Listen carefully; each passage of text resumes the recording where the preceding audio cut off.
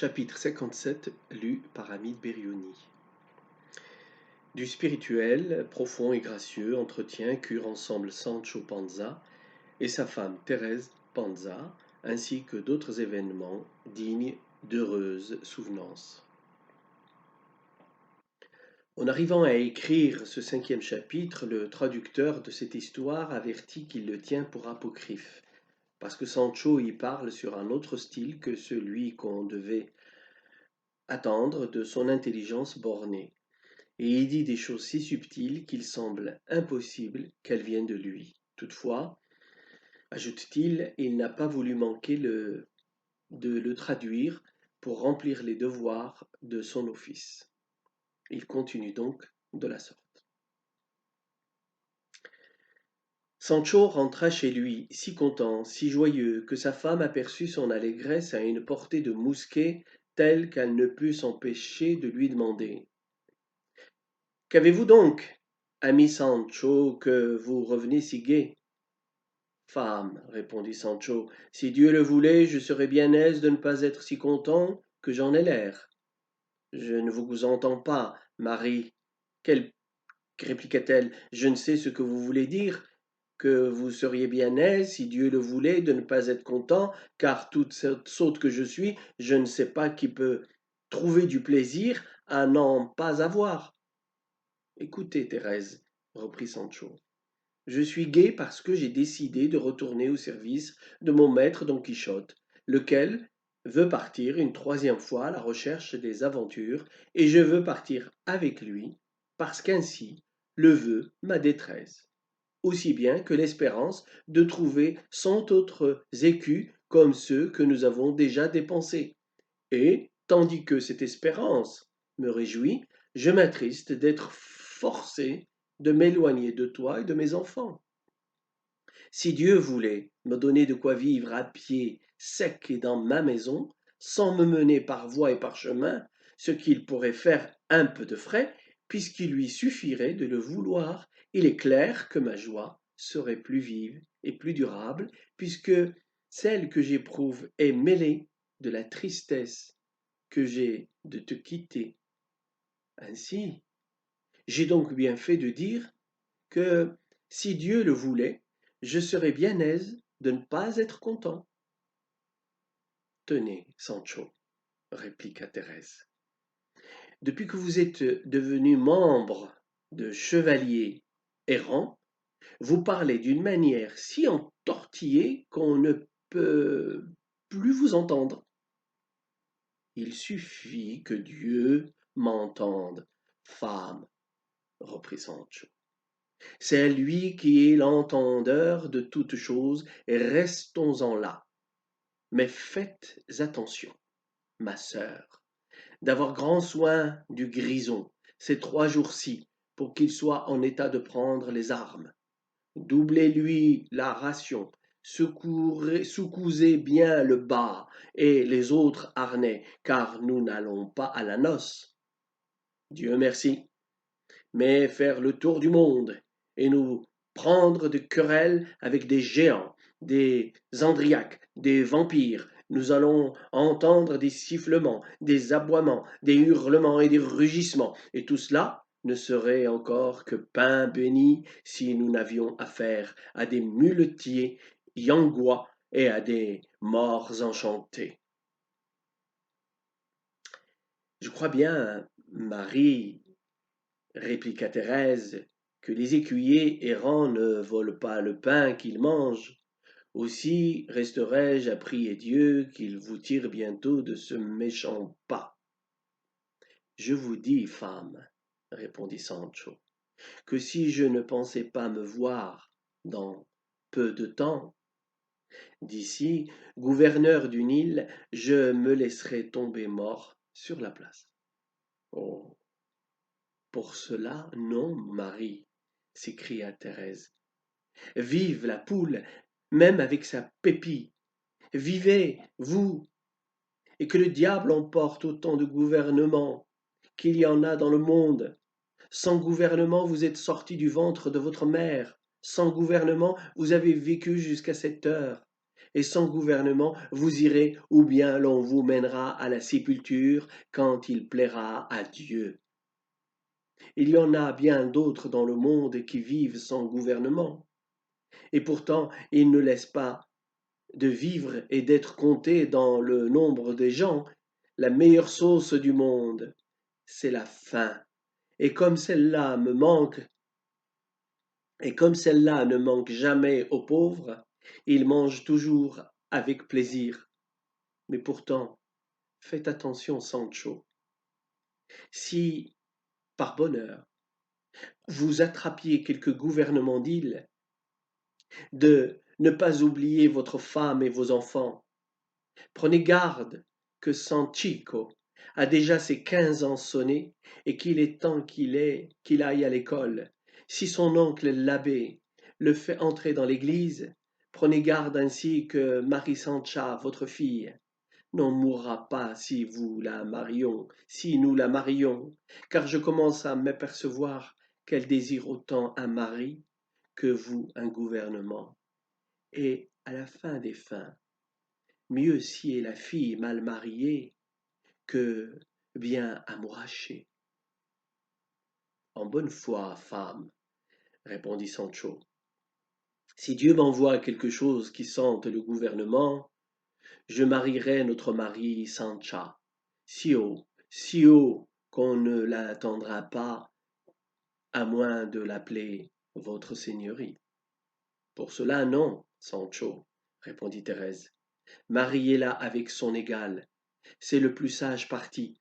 Si vous la faites passer des sabots aux escarpins et de la jaquette de laine aux vertugadins de velours, si d'une marica qu'on tutoie vous en faites une donna Maria, qu'on traite de seigneurie, la pauvre enfant ne se retrouvera plus.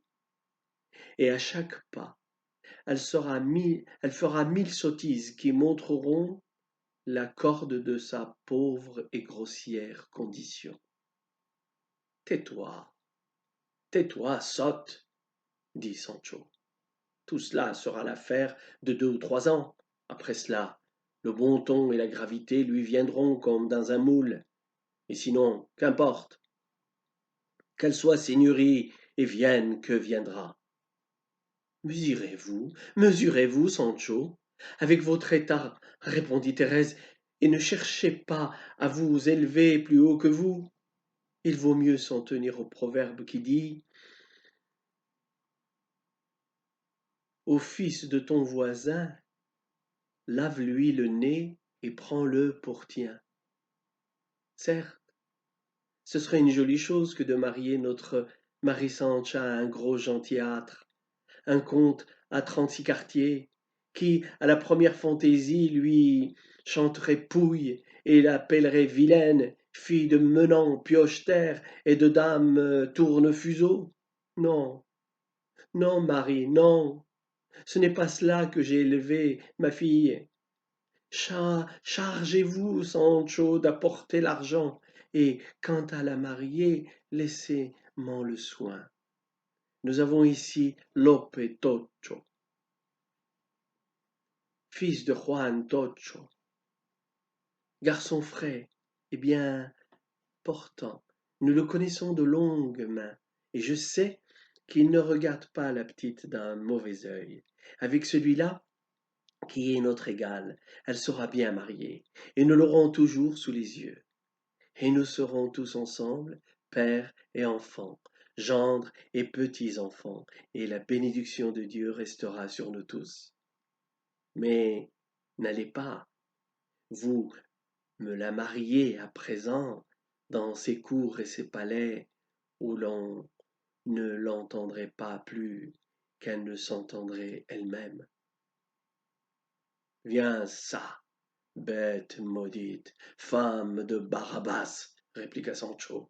Pourquoi veux-tu maintenant, sans rime ni raison, m'empêcher de marier ma fille à qui me donnera des petits-enfants qu'on appellera votre seigneurie?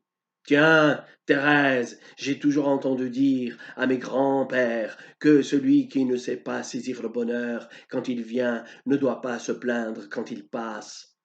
Ce serait bien bête lorsqu'il frappe maintenant à notre porte, de la lui fermer.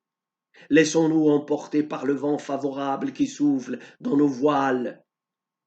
C'est à cause de cette manière de parler et de ce que dira plus bas Sancho que le traducteur de cette histoire tient le présent chapitre pour apocryphe. Tu ne crois donc pas, pauvre pécor, qu'il sera bon de me jeter de tout mon poids dans quelque gouvernement à gros profit qui nous tire les pieds de la boue et de marier Marie Sancha, selon mon goût. Tu verras alors comment on t'appellera Donna Teresa Panza. Gros comme le poing, et comme tu t'assieras dans l'église sur des tapis, des coussins, en dépit des femmes d'hidalgo du pays, sinon, restez donc toujours le même être sans croître ni décroître, comme une figure de tapisserie. Mais ne parlons pas de cela. Et quoi que tu dises, Sanchica sera comtesse. Voyez-vous bien tout ce que vous dites, Marie, répondit Thérèse. Eh bien, avec tout cela, je tremble que ce comté de ma fille ne soit sa perdition. Faites-en ce que vous voudrez, faites la duchesse, faites la princesse, mais je ne puis bien dire que ce ne sera pas de mon bon gré, ni de mon consentement. Voyez-vous, frère, j'ai toujours été ami de l'égalité, et je ne puis souffrir la morgue et la suffisance. Thérèse, on m'a nommé en me jetant l'eau du baptême. C'est un nom tout uni, sans allonge et sans broderie. On appelle mon père Castajo, et moi, parce que je suis votre femme, Thérèse Panza, et en bonne conscience, on devrait m'appeler Thérèse Cascajo. Mais ainsi se font les lois, comme le veulent les rois, et je me contente de ce nom, sans qu'on mette un don par-dessus qui pèserait tant que je ne pourrais le porter. Non, je ne veux pas donner à jaser à ceux qui me verraient passer vêtue en comtesse ou en gouvernante. Il dirait tout de suite, voyez comme elle fait la fière, cette gardeuse de cochons. Hier, ça suait à tirer une quenouille d'étoupe, ça s'en allait à la messe la tête couverte du pan de sa jupe en guise de mantille. Et aujourd'hui, ça se promène avec un vertu gadin, avec des agrafes, avec le nez en l'air comme si nous ne la connaissions pas. Oh, oh, si Dieu me garde, mes 6 ou mes 5 sens, ou le nombre que j'en ai, je ne pense pas me mettre en pareille passe. Vous, frère, allez être gouverneur ou insulaire et redressez-vous tout à votre aise. Mais ma fille, ni moi, ni ma fille, ni moi, par les eaux de ma mère, nous ne ferons un pas hors de notre village. La femme de bon renom, jambes cassées et à la maison, et la fille honnête de travailler se fait fête. Allez, avec votre Don Quichotte, cherchez vos aventures et laissez-nous toutes deux dans nos mésaventures, auxquelles Dieu remédiera, pourvu que nous le méritions, et par ma foi, je ne sais pourquoi il s'est donné le don quand ne l'avait ni son père ni ses aïeux. À présent, répliqua Sancho, je dis que tu as quelques démons familiers dans le corps. Diable, sois de la femme. Combien de choses tu as enfilées l'une au bout de l'autre, qui n'ont ni pied ni tête. Qu'est-ce qu'il y a de commun entre le cascajo, les agrafes, les proverbes, la suffisance et tout ce que j'ai dit? Viens ici, stupide ignorante. Et je peux bien t'appeler ainsi, puisque tu n'entends pas mes raisons et que tu te sauves de bonheur comme de la peste. Si je te disais que ma fille se jette d'une tour en bas, ou bien qu'elle s'en aille courir le monde comme l'infante Donna Urraca. Tu aurais raison de ne pas faire à mon goût, mais si en moins d'un clin d'œil je lui flanque un don et une seigneurie sur le dos, et je la tire des chaumes de blé pour la mettre sur une estrade avec plus de coussins de velours qu'il n'y a d'almohades au Maroc. Pourquoi ne veux-tu pas céder et consentir à ce que je veux?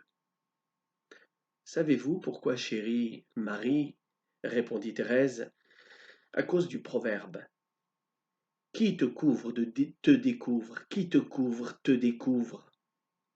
Sur le pauvre on jette les yeux en courant, mais si le riche, mais sur le riche on les arrête. Et si ce riche a été pauvre dans un temps, alors on commence à murmurer et à médire, et on n'en finit plus, car il y a dans les rues des médisants plus par tas, comme des essaims d'abeilles. Écoute, Thérèse, reprit Sancho, écoute bien ce que je vais te dire à présent. Peut-être n'auras-tu rien entendu de semblable en tous les jours de ta vie. Et prends garde que je ne parle pas de mon cru. Tout ce que je pense dire sont des sentences du père prédicateur qui a prêché le carême dernier dans notre village. Il disait, si je m'en souviens bien, que toutes les choses présentes, celles que nous voyons avec les yeux, s'offrent à l'attention et s'impriment dans la mémoire avec bien plus de force que toutes les choses passées. Tous ces propos que tient maintenant Sancho sont le second motif qui a fait dire au traducteur que ce chapitre lui semblait apocryphe. Parce qu'en effet, ils excèdent la capacité de Sancho, lequel continue de la sorte. De là vient que lorsque nous voyons quelques personnes bien équipées, parées de beaux habits, et entourées d'une pompe de valets, il semble qu'elles nous obligent par force à lui porter respect. Eh bien, que la mémoire nous rappelle en cet instant que nous avons connu cette personne en quelque bassesse, soit de naissance, soit de pauvreté. Comme c'est passé, ce n'est plus, et il ne reste rien que ce qui est présent. Et si celui qui a tiré la fortune du fond de sa bassesse, ce sont les propres paroles du père prédicateur, pour le porter au fait de la prospérité, est affable, courtois et libéral avec tout le monde et ne se met pas à le disputer à ceux qui sont de noble race, sois assurée, Thérèse, que personne ne se rappellera ce qu'il fut et que tous respecteront ce qu'il est, à l'exception toutefois des envieux dont nulle prospérité n'est à l'abri. Je ne vous entends pas, Marie, répliqua Thérèse. Faites ce que vous voudrez et ne me rompez plus la tête avec vos harangues et vos rhétoriques. Et si vous êtes révolu à faire ce que vous dites, c'est résolu qu'il faut dire femme, interrompit Sancho, et non révolu. Ne vous mettez pas à disputer avec moi, Marie, répondit Thérèse. Je parle comme il plaît à Dieu, et ne me mêle pas d'en savoir davantage. Je dis donc que, si vous tenez à toute force à prendre un gouvernement, vous emmeniez avec vous votre fils Sancho pour lui enseigner à faire le gouvernement dès cette heure, car il est bon que les fils prennent et apprennent l'état de leur père. Quand j'aurai le gouvernement, dit Sancho, j'enverrai chercher l'enfant par la poste et je t'enverrai de l'argent, car je n'en manquerai pas, puisque les gouverneurs trouvent toujours quelqu'un qui leur en prête quand ils n'en ont point, et ne manquent pas de bien habiller l'enfant, parce qu'ils cachent ce qu'il est et paraisse ce qu'il doit être. Envoyez de l'argent, reprit Thérèse, et je vous l'habillerai comme un petit ange. Enfin, dit Sancho, nous demeurons d'accord que notre fille sera comtesse. Le jour où je la verrai comtesse, répondit Thérèse, je compterai que je la porte en terre, mais je le répète encore, faites ce qui vous fera plaisir, puisque nous autres femmes, nous naissons avec la charge d'être obéissantes à nos maris. Quand même ce serait de lourdes bêtes. Et là-dessus, elle se mit à pleurer tout de bon, comme si elle eût vu son chica morte et enterrée. Sancho, pour la consoler, lui dit que, tout en faisant à la petite fille comtesse, il tâcherait que ce fût le plus tard possible. Ainsi finit la conversation, et Sancho retourna chez Don Quichotte pour mettre ordre à leur départ.